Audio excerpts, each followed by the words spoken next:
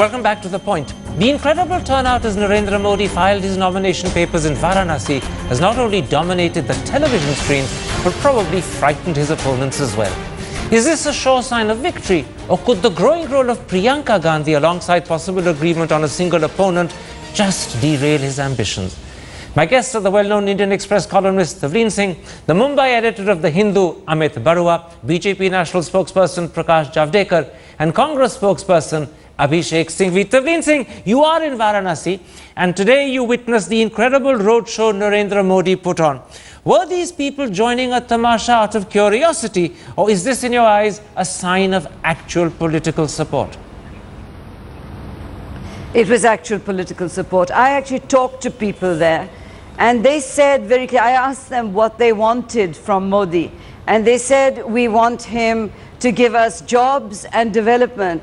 And I said, but he can't do that, he's not a magician. And they said, he's the magician of development, Vikas ke Jadugar. So the people that I talked to, the people I saw, were very definitely political supporters.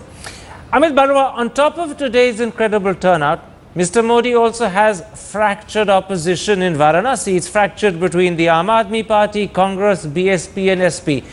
Do those two facts together suggest he's likely to have a fairly comfortable win, or is that a premature conclusion?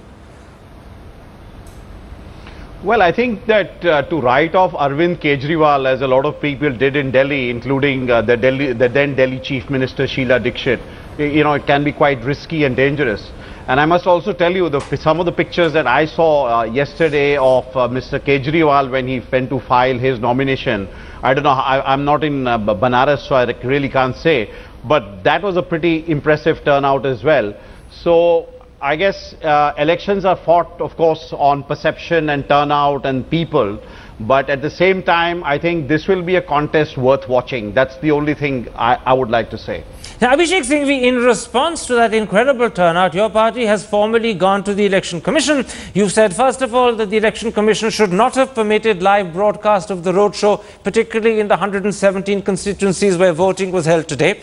And then you've also objected to the garlanding of Madan Mohan Malviya and Swami Vivekanand statues on the grounds that has introduced a Hindu religious element into the campaign. Are you really serious about this protest? Or is it just an expression of your anguish and frustration?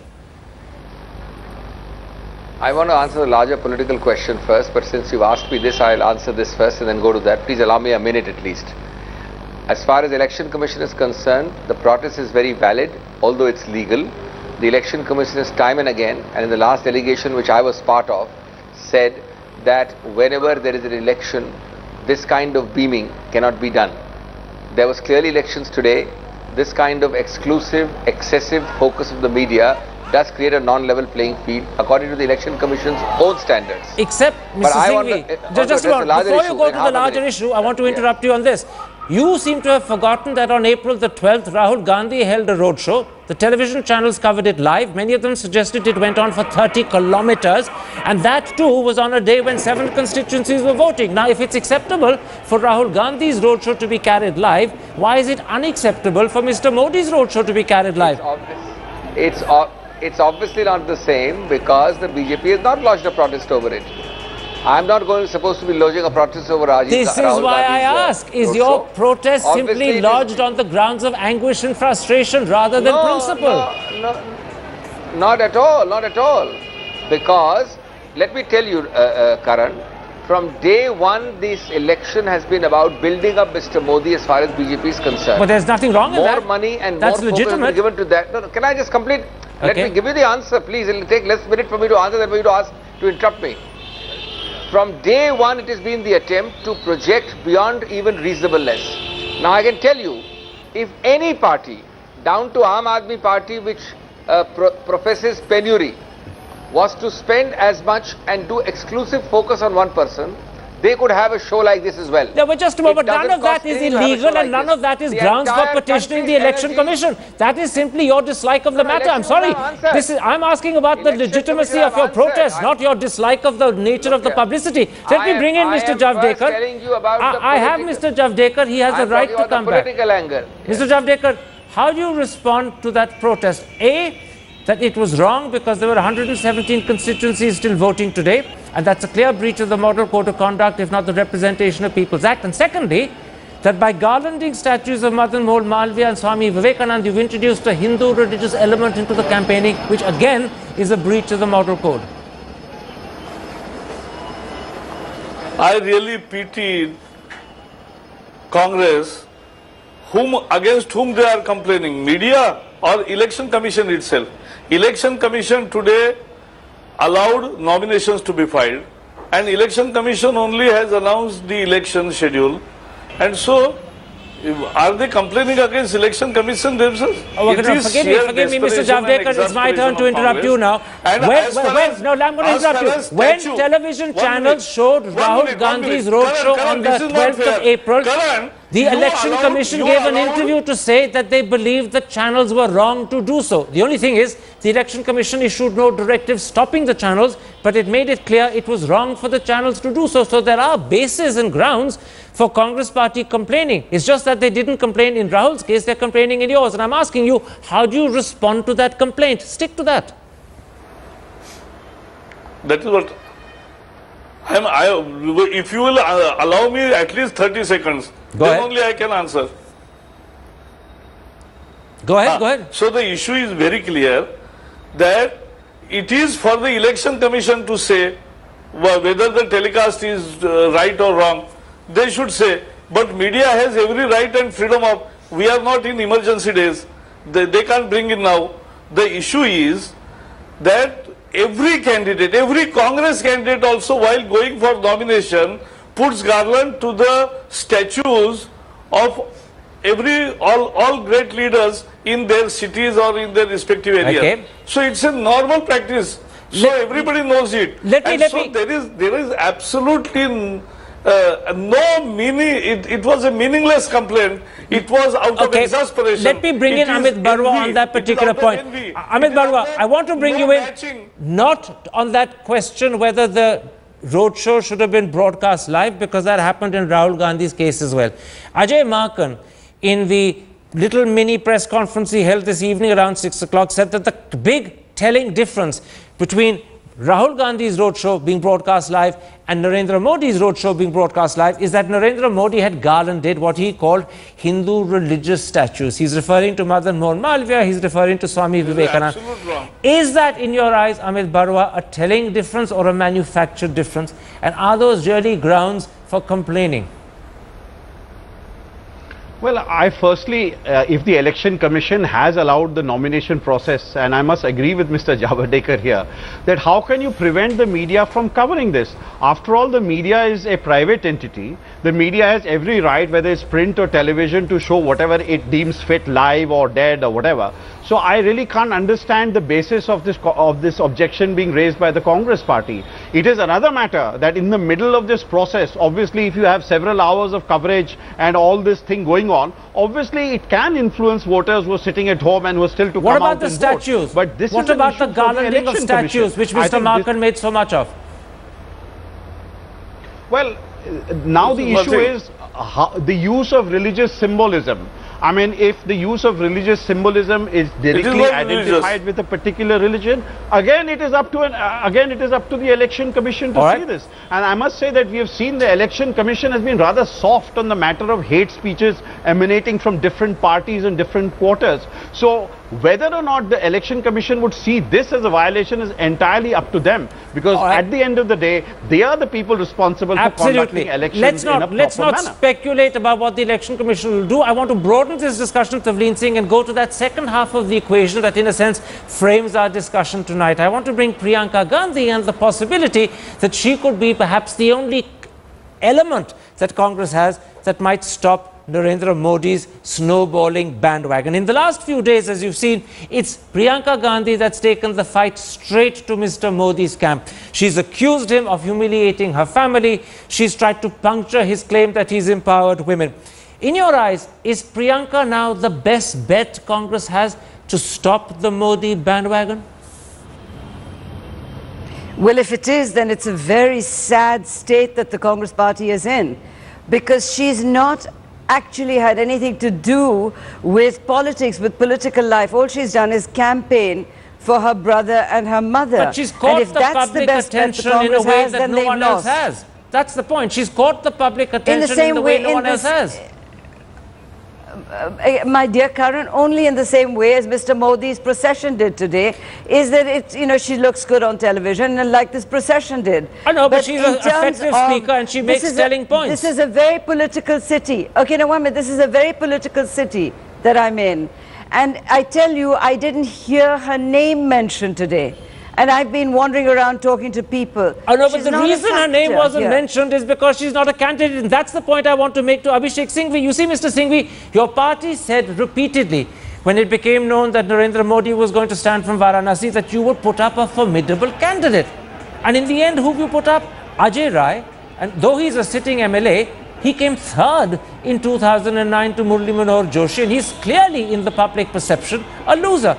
If you really wanted to challenge Narendra Modi, why did you not put up Priyanka Gandhi from Varanasi?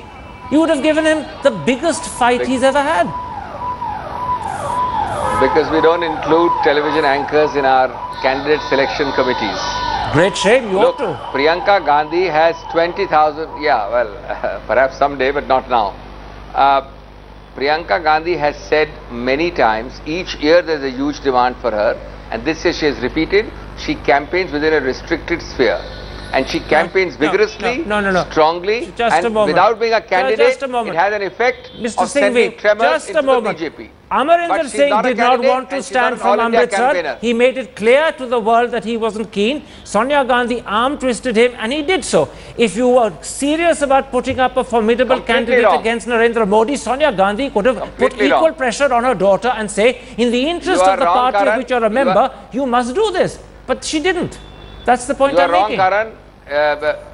No, look, first of all, I told you, when somebody is not in the fray, you put it in our mouths that she should be in the fray. How can I answer a question like that? Secondly, Amarinder Singh has gone on record. One of your colleagues asked him exactly the question you are asking, and he said, no, there's no question of arm twisting. And he explained the exact Forgive words me, he in and an Mrs. Gandhi interview used. to this So that's very wrong. program, he made it clear that it was not his inclination or preference to stand. But when Sonia contacted him, he agreed to do so in deference to her preferences. And I'm saying that if defeating Mr. Modi, or at least challenging him, was a priority, you would have instituted the same pressure on Priyanka Gandhi, but you didn't.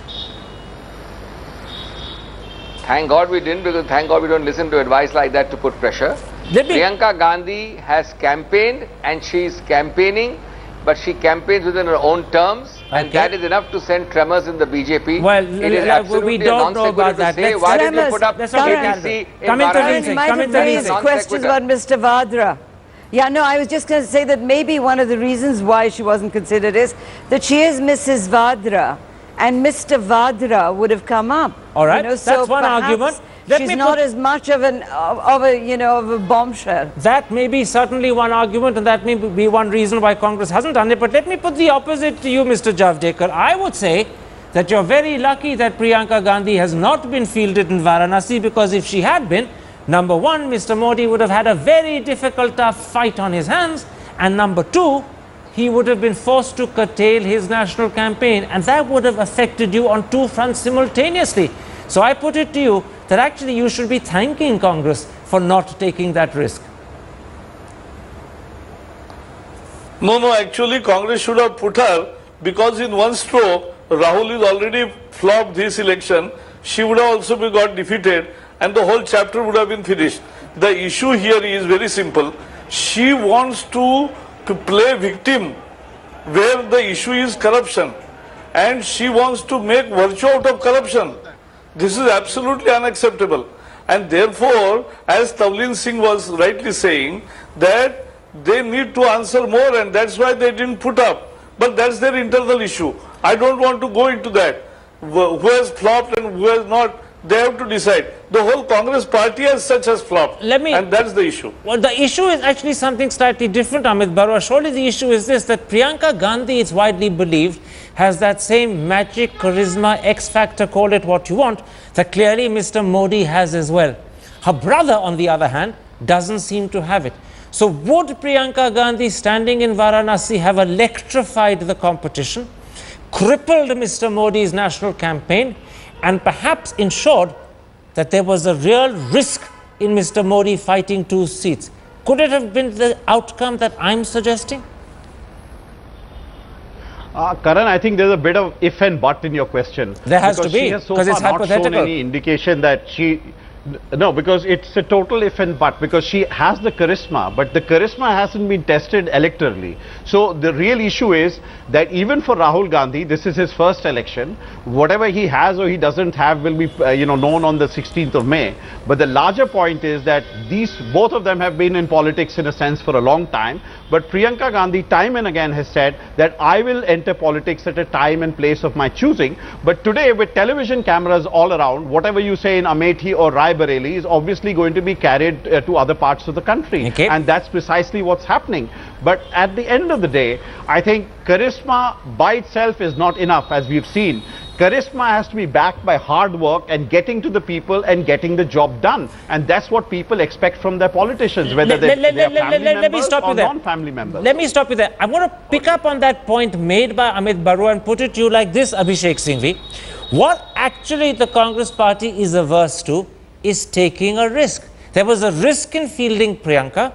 You didn't want to take the risk because you're risk averse. There's a risk in declaring Rahul Gandhi or prime ministerial candidate when he has to square off against Narendra Modi. You didn't want to take that risk. You ducked it. And I put it to you that if you aren't capable of taking risks, you're not going to ever reap the reward those risks can bring. And that's what's letting you down. You needed to take risks to hold Mr. Modi in check, and you haven't.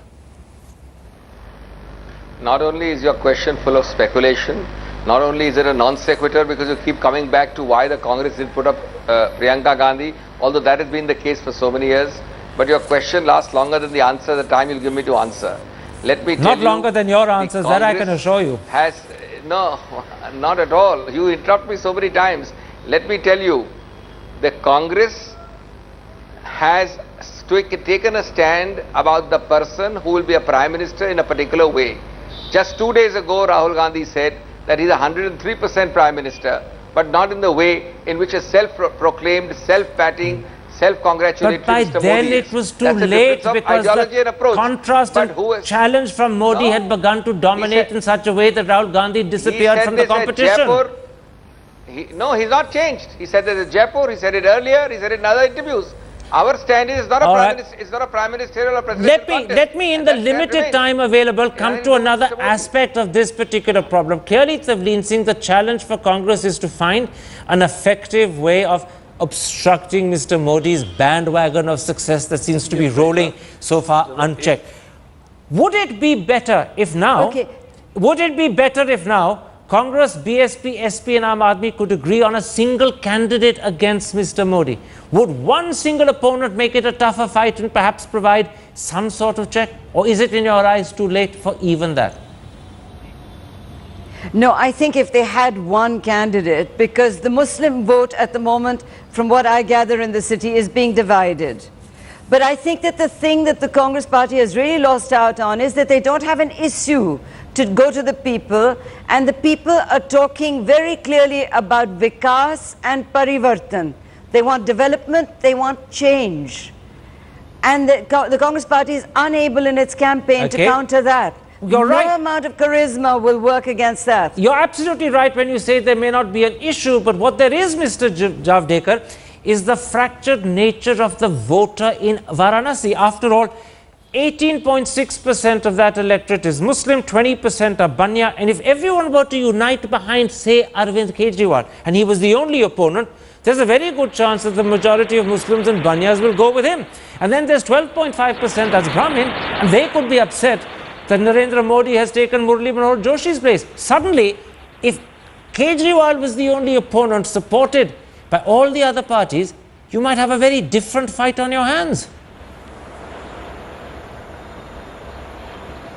See, democracy means we never are afraid of any fight by anybody. Even if they come together, no matter, we are winning with our program. We are not basing our calculation on caste or religion. We are appealing to 125 crore of Indians. Okay. We are giving them the development plans, good governance, jobs and revival of economy. All right. And that being the agenda, now opposition parties are really miffed Well, as to how to challenge Narendra Modi and the idea of India he's that's the putting in. point I'm pursuing. You're right. You're right in your approach. Do what you want. We're going to win. But let me come back to Abhishek Singhvi. You still have a chance of getting all the opposition parties to the BJP to unite on a single candidate. And I put it to you, the most effective is clearly Arvind Kejriwal. Why can't you withdraw your candidate in his favor and get BSP and SP to do the same? That way, you can still give Mr. Modi a run for his money. I think it's too late to talk about these things. Had some of us Now, or why any is it of too us late? done this, The data you would have withdrawal come is up still with a few days program, away. you would have- No.